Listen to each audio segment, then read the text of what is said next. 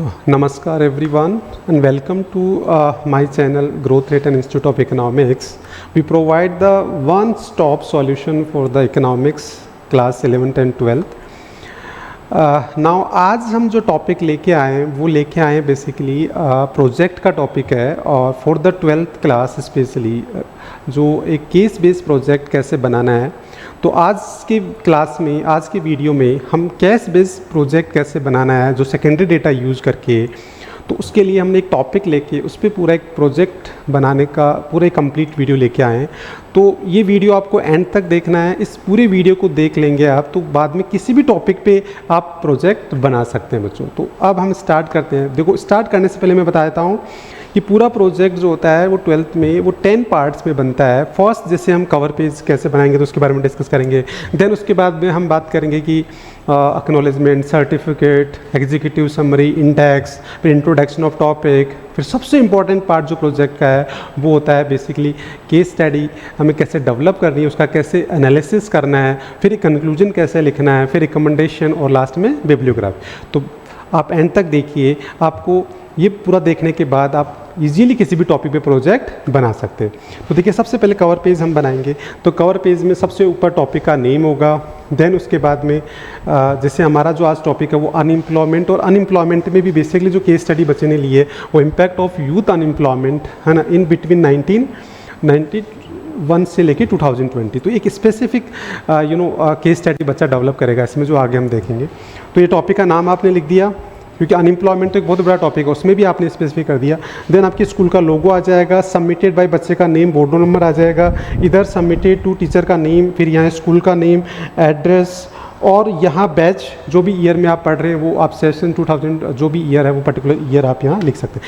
और इसके अलावा आप इसको और क्रिएटिव बना सकते हैं बाई जो इकोनॉमिक्स से रिलेटेड और टॉपिक से रिलेटेड ड्राइंग्स और डूडल्स क्रिएट करके। तो इस तरीके से कवर पेज बन जाएगा। देन उसके बाद में एक्नॉलेजमेंट बेसिकली क्या होता है कि you are going to acknowledging कि आपका जो काम है वो ओरिजिनल है, और इसके एक सेट फॉर्मेट होता है जो आप नेसेसरी चेंज करके आप ऐसे यूज़ कर सकते हैं। पूरा एक एक्नॉलेजमेंट का आपको पेज देना होता है जिसमें लास्ट में आपके सिग्नेचर और बहुत मस्ट होते हैं, because you are going to acknowledging कि आपने जो काम किया है वो ओरिजिनल है और जिसमें आपने किन लोगों का कंट्रीब्यूशन है ना। उसके बाद फिर नेक्स्ट हम चलते हैं सर्टिफिकेट का एक बहुत बड़ा रोल है, क्योंकि सर्टिफिकेट जो है बेसिकली वो जिस पे इंटरनल और एक्सटर्नल टीचर सिग्नेचर करता है, तो उससे आपका प्रोजेक्ट एक ऑथराइज, एक ऑथेंटिसिटी उसकी क्रिएट होती है। तो उसमें आपको लास्ट में दोनों टीचर का जो इंटरनल एक्सटर्नल का कॉलम देना है और एक सेट लैंग्वेज आपको यूज़ करके आपको क्या करना है, सर्टिफिकेट का पेज डेवलप करना है।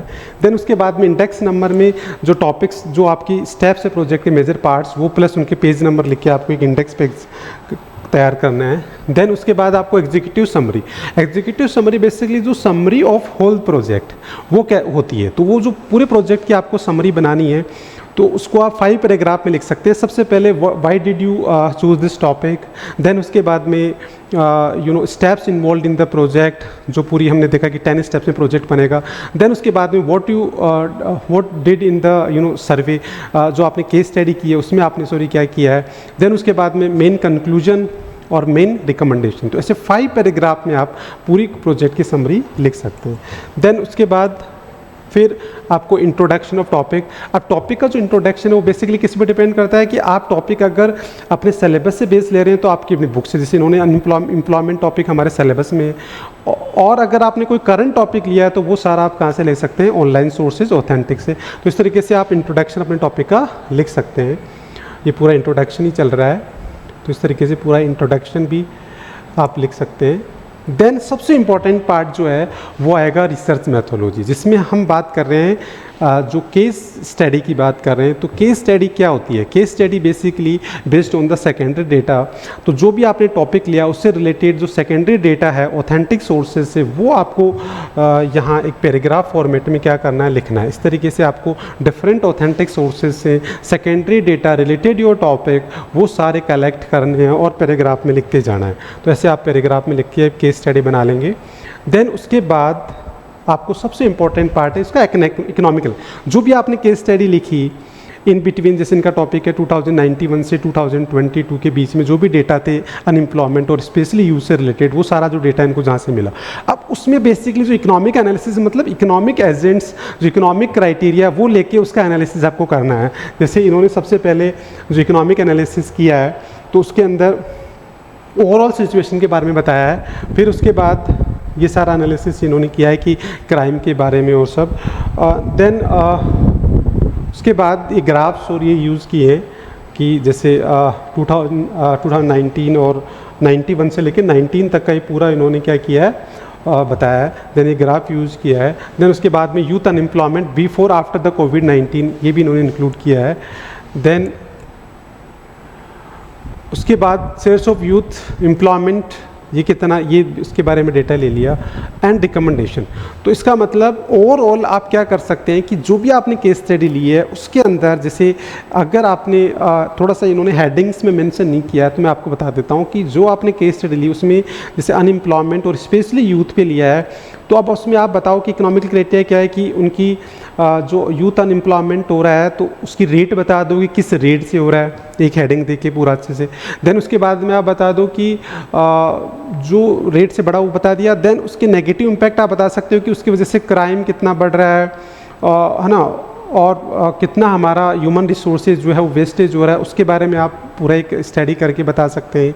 देन उसके बाद में गवर्नमेंट इनिशिएटिव्स आप बता सकते हैं कि कितने गवर्नमेंट इनिशिएटिव्स हैं, उनके क्या पॉजिटिव इम्पैक्ट। तो मतलब आप पूरा एक इकोनॉमिकल क्राइटेरिया लेके और उससे हमारा जीडीपी में कितना नुकसान हो रहा है, क्या कंट्रीब्यूशन ह्यूमन रिसोर्सेज के बारे में लेके हम पूरा बता सकते हैं। तो इस तरीके से हम उसका इकोनॉमिक एनालिसिस कर सकते हैं। देन उसके बाद में क्या होता है कंक्लूजन। तो कंक्लूजन क्या होता है, बेसिकली जो कंक्लूजन हम लिखते हैं वो ओवरऑल प्रोजेक्ट का हम क्या करते हैं समरी लिखते हैं। आफ्टर डूइंग द जो केस स्टडी आपने जो सर्वे किया है, तो जो केस स्टडी की है उस केस स्टडी के बाद जो आपके इंपॉर्टेंट ऑब्जर्वेशंस है वो आपको किस में लिखने होते हैं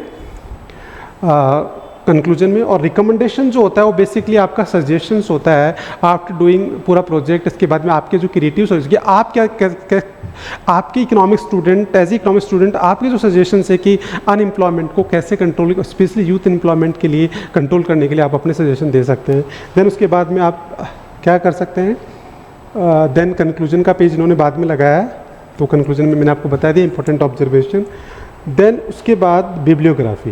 तो बिब्लियोग्राफी के अंदर आपका प्रोजेक्ट पूरा का पूरा बेस सेकेंडरी डेटा पे है, तो आपको सोर्स ऑफ डेटा बताना पड़ेगा कि कौन कौन से सोर्सेज ऑफ डेटा अवेलेबल है। तो आई होप कि आपको ये पूरा वीडियो देखने के बाद समझ में आ गया कि एक टॉपिक लेके उस पर जो केस स्टडी बेस्ड प्रोजेक्ट कैसे बनाते हैं और कैसे हमें केस डेवलप करना है, उसका एनालिसिस सबसे इंपॉर्टेंट पार्ट है कि आपको केस कैसे बनाना है और उसका एनालिसिस कैसे करना है। तो इस तरीके से आप पूरा एक प्रोजेक्ट बना सकते हैं 12th क्लास में case based project. So I hope ये वीडियो आपको पसंद आया हो।